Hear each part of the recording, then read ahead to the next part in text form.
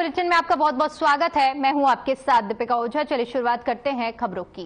पहली खबर बटकोट से है, जहां पर 26 मई को समुदाय विशेष के लोगों द्वारा एक नाबालिग लड़की को भगाने में असफल और लव जिहाद और लैंड जिहाद को लेकर क्षेत्र के जनप्रतिनिधियों, सामाजिक संगठनों, बजरंग दल, हिंदू जागृति संगठन, सनातनी धर्म, राजपूत करणी सेना, एबीवीपी आदि संगठनों ने जिला उत्तरकाशी के पुरौला में एक महापंचायत का ऐलान किया, जिसकी तिथि 15 जून को तय की गई, जिसको लेकर उत्तराखंड सरकार ने अपनी स्थिति को साफ करते हुए कहा कि किसी भी प्रकार की कोई महापंचायत नहीं होगी और जो लोग कानून का उल्लंघन करते पाए गए उनके खिलाफ सख्ती के साथ कानूनी कार्रवाई की जाएगी। इसी महापंचायत को पुरौला में धारा 144 लगाई गई, जिसके खिलाफ यमुना घाटी में प्रतिष्ठान कर दिया गया।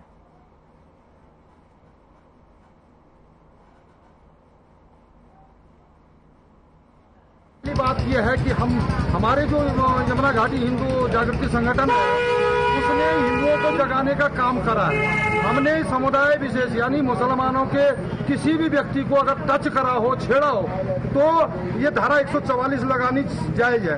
अगर ये बेवजह लगाई जा रही है, क्या हिंदू को नहीं जगाएगा? और जब हिंदू को नहीं जगाएगा तो क्या कश्मीर में, जैसे आप देख रहे हैं, आप पुरोला में शांति वार्ता हो रही है, क्यों नहीं कश्मीर में तब शांति वार्ता हुई? आज कोलकाता में या पश्चिम बंगाल में जब हिंदू मारे जा रहे हैं तो वहां क्यों नहीं शांति वार्ता होती है? क्या यहाँ पर जब किसी को टच ही नहीं किया, न किसी के साथ कोई अभद्रता नहीं हुई, और फिर यहाँ पर जो है धारा 144 लगाई गई है पुरोला में? हमको पूर्ण अधिकार है, हम पंचायत करने जा रहे हैं, अभी जा रहे हैं।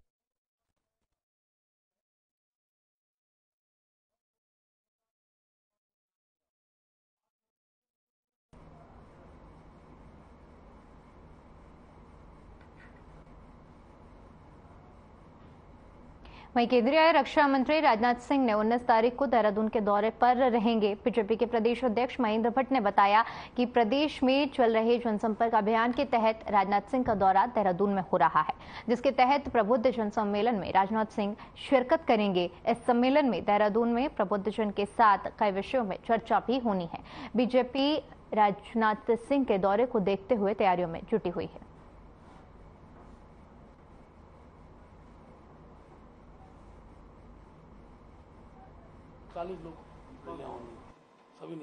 देखिए, 19 तारीख को भारत सरकार के गृह मंत्री, हमारे बहुत वरिष्ठ नेता आदरणीय राजनाथ सिंह जी का कार्यक्रम को प्राप्त हुआ है, और क्योंकि देवभूमि सैनिक बहुल भूमि है, तो हमने तय किया है कि उनका कार्यक्रम हम लोग देहरादून के अंदर करेंगे, जिसमें हम रिटायर्ड आर्मी पर्सन जो वरिष्ठतम अधिकारी हैं उनको बुलाएंगे। देहरादून महानगर के अंदर अनेकों शिक्षण संस्थाएं हैं, उनके जो डायरेक्टर हैं इस तरह के लोगों को बुलाएंगे। अनेकों राज्य सरकार द्वारा, केंद्र सरकार द्वारा उपाधि प्राप्त ऐसे सम्मानित नागरिकों को बुलाएंगे। इसके साथ साथ हमने तय किया कि जो वरिष्ठतम व्यापारी है उनको बुलाए। प्रबुद्ध सम्मेलन बड़ा भव्य कार्यक्रम हम लोग देहरादून करने वाले हैं, तो राजनाथ सिंह का मार्गदर्शन सबको मिलेगा।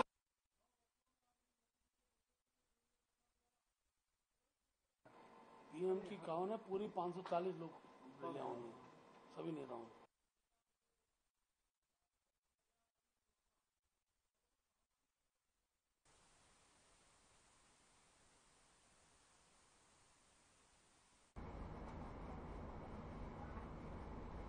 उत्तरकाशी के पुरौला में महापंचायत को लेकर राजनीति गरमाई हुई है। मामले में ओबीसी समाज ने ट्वीट के माध्यम से महापंचायत पर रोक लगाने की मांग की है। बता दें कि महापंचायत को देखते हुए शासन प्रशासन भी सतर्क नजर आ रहा है। पुरौला में धारा 144 लागू करके बड़ी संख्या में पुलिस बल की तैनाती की गई है।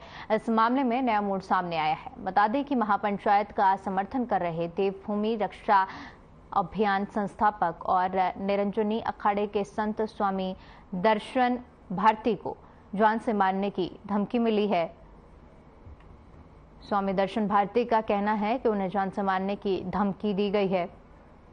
उनका सर कलम करने वाले को 5 करोड़ रुपए का इनाम देने की घोषणा भी की गई है।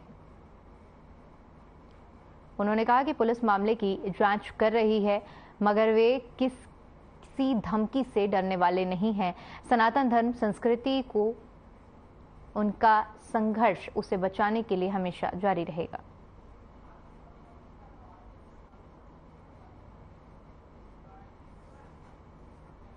किसी को ओपन खुला लेटर घर में पर्चे फेंकने, मैं समझता हूँ ये तो बहुत घटिया है। ये जिहादी संगठन जितने भी इस तरह की मानसिकता रखते हैं, मैं समझता हूँ कि इसमें सरकार को भी संज्ञान लेना चाहिए। और साधु संत समाज, यानी पता नहीं है जिहादियों को, ये साधु संत समाज हमेशा से सनातन की लड़ाई लड़ता रहा। तुमने कितने भी सर कलम करे, ये संत समाज आज तक झुका नहीं है। एक स्वामी दर्शन भारती सिर्फ एक नाम नहीं है, उन्होंने इस राज्य के लिए अपना पूरा जीवन बलिदान किया है, हिंदुत्व के लिए पूरा जीवन बलिदान किया है। देखिए ओवैसी इस तरह के जो पाकिस्तान के एजेंट है, इनकी बातों पर ज्यादा ध्यान नहीं देना चाहिए। ये लोग तो हमेशा ही से ही दोगली राजनीति करते हैं, ये तो राजनेता हैं। और हमारा साधु संत एकजुट है। हमारी नैतिक जिम्मेदारी बनती है कि कहीं ना कहीं इस देवभूमि की रक्षा के लिए हमें आगे आना होगा। हमेशा जिस प्रकार से बड़े बड़े ऋषि, महर्षि, राजऋषि, उन्होंने अपने प्राणों की आहुति दी है, और हमें भी इस धर्म युद्ध में यूं ही चलते रहना होगा। कि वो 2 करोड़, 5 करोड़, 10 करोड़ में खरीद लें। मैं हिंदू धर्म रक्षक हूँ। मेरे सर की कीमत मेरी संस्कृति है, मेरा धर्म है, और मेरे धर्म के लिए अगर मेरा सर चले भी जाएगा तो निश्चित रूप से हजारों सर पैदा होंगे। मुझे अपने भावी भविष्य पर इतना बड़ा भरोसा है कि मेरे भावी भविष्य मेरे सर कलम होने के बाद भी इस लड़ाई को 10 गुना तेज करेगा। तो मेरे अपने सर की कोई चिंता नहीं है। और जहां तक सर कलम करने वाली बात है, ये तो बहुत सारी धमकियां दे चुके हैं और रोज धमकी देते रहते हैं। हमारा काम अपनी जनता को जागरूक करना है और देवभूमि की सनातन संस्कृति को बचाना है, तो हम उसके लिए कार्यरत रहेंगे हमेशा। देवभूमि से लव जिहाद, लैंड जिहाद रूपी राक्षस हमेशा के लिए बाहर कर दिया जाए। चलिए अब आपको सीधा देहरादून लिए चलते हैं, जहां पर लाभार्थी सम्मेलन का आयोजन किया जा रहा है और सीएम धामी संबोधन कर रहे हैं। क्या कुछ कह रहे हैं, आइए आपको सुनवाते हैं। देश विरोधी ताकतों के हाथ के खिलौने बनकर देश को कमजोर करने का काम करते हैं। उन्होंने एक संगठित गिरोह के रूप में काम करना प्रारंभ कर दिया है और वो नहीं चाहते कि मोदी जी देश के तीसरी बार प्रधानमंत्री बने। अगर मोदी तीसरी बार देश के प्रधानमंत्री बनेंगे तो भारत दुनिया का नेतृत्व करने वाला भारत बन जाएगा, भारत दुनिया का समर्थ भारत बन जाएगा, भारत दुनिया का वैभवशाली और शक्तिशाली भारत बन जाएगा। उसको रोकने के लिए तमाम प्रकार के हथकंडे अपनाए जा रहे हैं, क्योंकि मोदी जी के नेतृत्व में जहां धारा 370 समाप्त हुई, 3 तलाक का खात्मा हुआ, अयोध्या के अंदर भगवान राम का भव्य और दिव्य मंदिर बन रहा है, हमारे उत्तराखंड के अंदर कल 10 साल पूरे हो रहे केदारनाथ त्रासदी के, और 10 सालों में केदारनाथ किस तरह से बदला है। 10 लाख से भी ज्यादा लोगों ने पिछले 1 महीने 15 दिन के अंदर भगवान बाबा केदारनाथ जी के दर्शन कर लिए, जो अपने आप में एक ऐतिहासिक रिकॉर्ड है। भाइयों बहनों, हर तरह से बदला है। बद्रीनाथ का चाहे मास्टर प्लान हो या भगवान भोलेनाथ की नगरी काशी विश्वनाथ का काशी कॉरिडोर हो, ऐसे अनेकों काम जो मोदी जी के नेतृत्व में हुए हैं, उसको आने वाली पीढ़ियां कई शतकों और कई शताब्दियों तक याद करेगी, हमेशा उनको याद करने का काम करेगी। माननीय प्रधानमंत्री जी की इच्छा शक्ति के कारण से आप देखते होंगे पहले के समय में हम लोग भूल गए आतंकवाद क्या होता है। पहले कोई होली आती थी, दिवाली आती थी, रक्षाबंधन आता था, कोई त्योहार आते थे, तो पहले से ही जो अलर्ट देश के अंदर हो जाया करता था कि अब ये रक्षाबंधन आ गया है, होली आ गई है, दिवाली आ गई है, या दशहरे का पर्व होने वाला है, तो कहीं बम विस्फोट तो नहीं हो जाएगा। ट्रेनों पर सुरक्षा लगा दी जाती थी, रेलवे स्टेशनों पर विशेष चेतावनियां जारी कर दी जाती थी। देश के बड़े शहरों में चारों ओर लोग बहुत सहम कर निकलते थे कि कब कौन सी घटना हो जाएगी। इन 9 सालों में आतंकवाद हो, चाहे नक्सलवाद हो, उग्रवादी गतिविधियों में भी उल्लेखनीय रूप से कमी आई है। आज भारत दुनिया की ऐसे समय में 5वीं अर्थव्यवस्था, 5वीं सबसे बड़ी अर्थव्यवस्था बन गया है। हमारे द्वारा प्रारंभ की गई यूपीआई जैसी योजनाओं को कई पश्चिमी देश जो अपने आप को डेवलप कंट्री कहते थे, विकसित देश कहते थे, उन्होंने भी उसको अपनाया, उस मॉडल को वह भी अपना रहे हैं, हाथों हाथ ले रहे हैं। आज प्रधानमंत्री मोदी जी से प्रेरणा पाकर उनके ही मार्गदर्शन में उत्तराखंड के अंदर भी हम लोग लगातार विकास के कामों को आगे बढ़ा रहे हैं। एक नए युग का सूत्रपात हो रहा है और उनके दिखाए हुए, प्रधानमंत्री जी के दिखाए हुए इस विश्वास को हम आगे बढ़ाने का पूरी तरफ से संकल्प लेते हैं। मुझे पूरा विश्वास है इसके लिए मैं और मेरी सरकार निरंतर पूर्ण मनोयोग के साथ कार्य कर रहे हैं। हमने ऐसे कई मुद्दों का निस्तारण किया है पिछले 1 वर्ष में, जिन्हें पूर्व की सरकारों ने दरकिनार कर दिया था। हमारी सरकार अंत्योदय को सिद्धांत मानकर 3 गैस के सिलेंडर देने का काम हो, प्रदेश में हमारी मातृशक्ति। और मुझे खुशी है कि मैं किसी भी कार्यक्रम में कहीं भी जाता हूं, किसी अभियान में जाता हूं, किसी जनसंपर्क में जाता हूं या किसी चौपाल में जाता हूं, तो मुझे 70 से 80 के अनुपात में वहां पर मुझे मातृशक्ति की संख्या दिखाई देती है। मैं अपनी मातृशक्ति को नमन करना चाहता हूं। इसलिए हमने चाहे 3 गैस के सिलेंडर 1,81,000 परिवारों को देना हो या 30% का क्षैतिज आरक्षण की व्यवस्था करनी हो, ये सारे ही काम हमने मातृशक्ति को आगे लाने के लिए, उनके उत्थान के लिए किए हैं। चाहे आज समान नागरिक संहिता हो, जो पूरे भारत के लिए एक मॉडल बनने वाला है, जिसकी शुरुआत हमने उत्तराखंड से की है। जब धर्मांतरण का कानून बनाना हो, पूरे भारत का हमने सबसे सख्त कानून इसमें बनाया है। चाहे नकल के क्षेत्र में, नकल रोकने के लिए हमारे बेटे बेटियों को, हमारे भाई बहनों को अब अपनी योग्यता और क्षमता और प्रतिभा के आधार पर हर परीक्षा में चयन होने का अधिकार देना हो, हमने इस देश का सबसे सख्त नकल कानून लाकर इस व्यवस्था को भी सुनिश्चित किया है। इसके साथ साथ आंदोलनकारियों को आरक्षण देना हो या फिर लव जिहाद या लैंड जिहाद, ये प्रदेश के अंदर किसी सुनियोजित साजिश के तहत एक आतंकवाद के एक अभियान के तहत जो चल रहा था, उसको रोकने का काम, उस पर ब्रेक लगाने का काम, या प्रदेश के अंदर जो हमारे यहाँ पर जनसंख्या का असंतुलन हो रहा था, डेमोग्राफिक चेंज हो रहा था लगातार, उसको, और उत्तराखंड का जो मूल स्वरूप है, जिसके लिए देवभूमि जानी जाती है, उसको किसी भी कीमत पर यहाँ की संस्कृति के और यहाँ के मूल स्वरूप को न बदलने दिया जाए, इसके लिए जो शक्ति की है। साथ ही साथ हमारे जो कक्षा 6 से लेकर कक्षा 12 तक के हमारे स्कूल में जाने वाले हमारे छात्र छात्राएं हैं, या हमारे विश्वविद्यालय महाविद्यालय में पढ़ने वाले छात्र हैं, उच्च शिक्षा प्राप्त करने वाले, उनको शिक्षा में छात्रवृत्ति देने का जो हमने प्रावधान किया है, वह भी हमने भारत का हम पहला राज्य है जहां पर हमने इस प्रकार की व्यवस्था की है। हमने इन सभी महत्वपूर्ण कार्यों को धरातल पर उतारने का प्रयास किया है। आज प्रदेश के आधारभूत ढांचे को मजबूत करने और राज्य को आत्मनिर्भर बनाने की दिशा में अनेकों कार्य किए जा रहे हैं। प्रदेश में कनेक्टिविटी को सुधारा जा रहा है, उद्योगों के विकास पर बल दिया जा रहा है, भविष्य की आवश्यकताओं को, जरूरतों को ध्यान में रखकर, उनको केंद्र में रखकर अनेकों नीतियां बनाई जा रही हैं। हमारे शहर अब तेजी से आर्थिक गतिविधियों का केंद्र बन रहे हैं और इसी को दृष्टिगत रखते हुए हमने भविष्य में अनेक शहरों को भविष्य के लिए तैयार करने का, जैसा कि अभी बताया कि दिल्ली से देहरादून की दूरी हमारी जो है 2 घंटे की दूरी हो जाएगी। आप स्वयं अंदाजा लगाइए कि यहाँ पर किस प्रकार से लोगों की आवाजाही हो जाएगी, किस प्रकार का यहाँ पर एक जनसंख्या का घनत्व बढ़ जाएगा। उसके लिए भी हमको निकट भविष्य के लिए तैयार रहना है। उस प्रकार का इंफ्रास्ट्रक्चर, यहाँ की पार्किंग, यहाँ का यातायात किस प्रकार से नियंत्रित हो, व्यवस्थित हो, उस दिशा में अगले 25 सालों का एक रोड मैप लेकर हम लोग काम कर रहे हैं। भाइयों बहनों, माननीय प्रधानमंत्री जी ने पहले ही आने वाले दशक को उत्तराखंड का दशक कहा बता चुके हैं। इसके लिए हमें अपनी पूरी क्षमता से, जो उन्होंने बाबा केदार की धरती से कहा था, उनके इस कथन को सत्य करके दिखलाना है और ये संकल्प हमको यहाँ से लेकर जाना होगा कि हम, जो प्रधानमंत्री जी ने हमसे अपेक्षा करी है कि ये आने वाला अगले 10 साल ये उत्तराखंड के 10 साल हैं, और आपको दिख भी रहा होगा कि हर क्षेत्र में उत्तराखंड आगे आ रहा है। आज हर जगह उत्तराखंड का नाम आ रहा है। धीरे धीरे हम हर दिशा में आगे बढ़ रहे हैं, हर क्षेत्र में आगे बढ़ रहे हैं। हमें मोदी सरकार के 9 साल पूरे होने पर भारतीय जनता पार्टी ने महा जनसंपर्क अभियान चलाया है। इस अभियान के तहत हरिद्वार में टिफिन पर चर्चा कार्यक्रम का आयोजन किया गया, जिसमें पूर्व केंद्रीय मंत्री रमेश पोखरियाल निशंक, राज्यसभा सांसद डॉक्टर कल्पना सैनी समेत जिले के कई विधायक और पार्टी पदाधिकारी मौजूद रहे।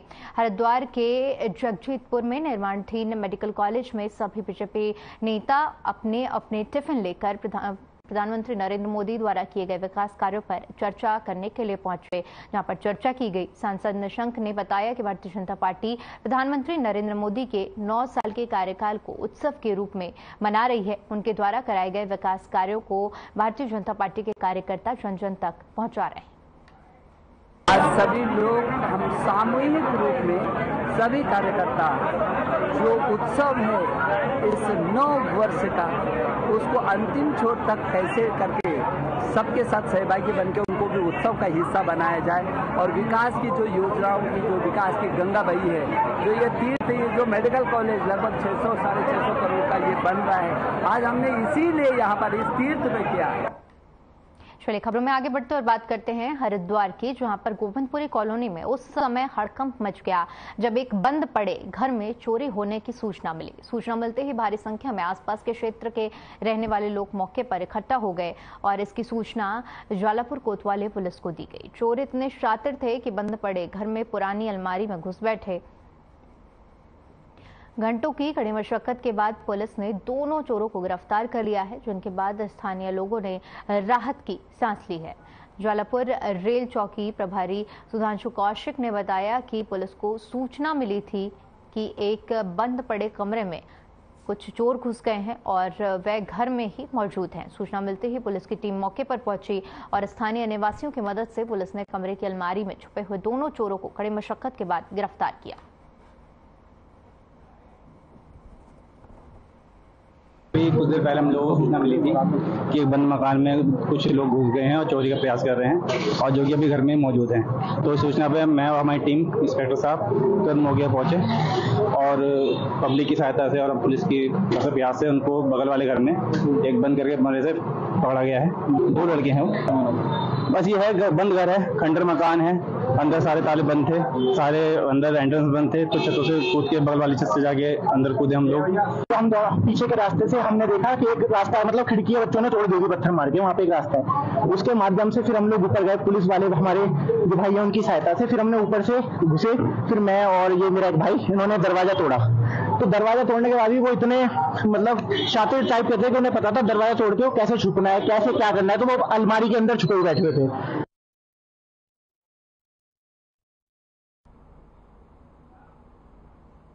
हरिद्वार में एक के बाद एक लूट की वारदात कर पुलिस की नाक में दम कर देने वाले एक गैंग को पुलिस ने गिरफ्तार कर लिया है। भगवानपुर क्षेत्र में पुलिस को बदमाशों के होने की जानकारी मिली थी, जिसके बाद बदमाशों की धरपकड़ के दौरान पुलिस और बदमाशों के बीच मुठभेड़ हुई, जिसमें 2 बदमाश के पैर में गोली लगी। वहीं घटनाओं का खुलासा करते हुए एसएसपी अजय सिंह ने बताया कि पिछले 10 दिनों में 2 हाउस रॉबरी और ठेके में लूट की वारदात को अंजाम दिया गया था, जबकि 2 आरोपी भी फरार हैं और बाकी को गिरफ्तार कर लिया है और फरार आरोपियों की तलाश जारी है। लेकिन 9 तारीख को जो गंगनहर में जो घर के अंदर किसान परिवार के अंदर घर के अंदर 3 बदमाशों द्वारा घर के अंदर लूटपाट का प्रयास किया गया था और जहां तक सक्सेसफुल भी रहे थे। उसी के 2 दिन बाद उपरांत ही शहर के एकदम बीचों बीच देवपुरा क्षेत्र में भी इसी तरह से एक व्यापारी परिवार के अंदर 3-4 बदमाश घुसे थे। एक बाहर था जो बाद में पता चला उनके द्वारा लूटपाट का एक अटेम्प्ट किया गया था।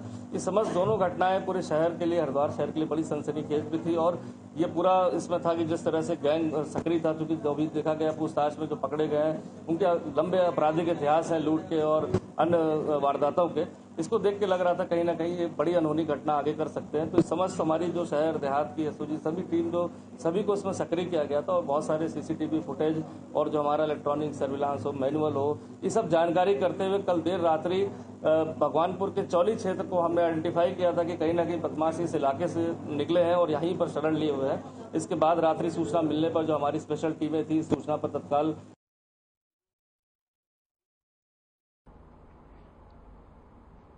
वहीं धर्मनगरी हरिद्वार में इन दिनों श्रद्धालुओं का आना जाना लगातार जारी है। श्रद्धालु हरिद्वार की पौड़ी पर पहुंचकर गंगा स्नान कर रहे हैं, लेकिन इस बीच एक फोटो सोशल मीडिया पर जमकर वायरल हो रहा है, जिसमें एक व्यक्ति के हाथ में शराब का गिलास लेकर गंगा में बैठकर शराब का सेवन कर रहा है। वहीं फोटो में दिखाई दे रहा व्यक्ति उत्तर प्रदेश का सिपाही बताया जा रहा है। वहीं इस पूरे मामले पर पुलिस ने शराब का सेवन कर रहे व्यक्ति का चालान कर दिया है।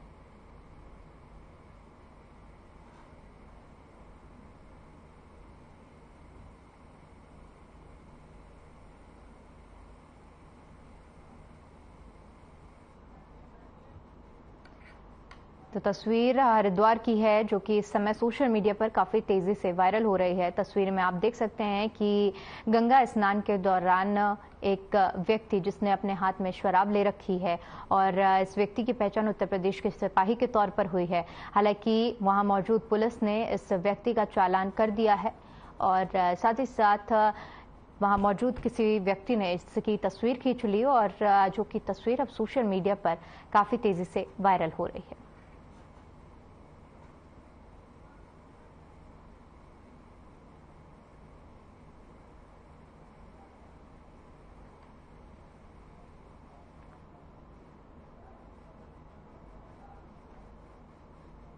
वहीं उत्तरकाशी के पुरौला में स्थानीय प्रशासन ने धारा 144 लागू कर दी है। इससे महापंचायत जैसे विवादित आयोजन पर रोक लगाई जा सके। उधर दूसरी तरफ पुलिस ने भी कमर कस ली है और 144 उल्लंघन करने वालों के खिलाफ सख्ती से निपटने की बात कही गई है। उत्तराखंड में अपराध और कानूनी व्यवस्था की जिम्मेदारी देखरेख कर रहे अपर पुलिस महानिदेशक डॉक्टर वी मुरुगेशन ने कहा कि विषय की संवेदनशीलता को देखते हुए स्थानीय प्रशासन के साथ पुलिस ने सामंजस्य बनाकर शांति और कानून व्यवस्था कायम रखने के लिए कड़े बंदोबस्त कर दिए हैं। पुलिस फोर्स को बेहद सतर्क रहकर आवश्यकता अनुसार कानूनी कार्रवाई करने के लिए निर्देश दिए गए हैं। इसके बावजूद भी अगर कोई धारा 144 का उल्लंघन करता है तो उसके खिलाफ कड़ी कानूनी कार्रवाई अमल में लाई जाएगी। एडीजी मुरुगेशन के अनुसार उत्तरकाशी से लगते बॉर्डर क्षेत्र में कड़ी चौकसी बरतते हुए ऐसे लोगों को रोकने के लिए कड़े निर्देश दिए गए हैं।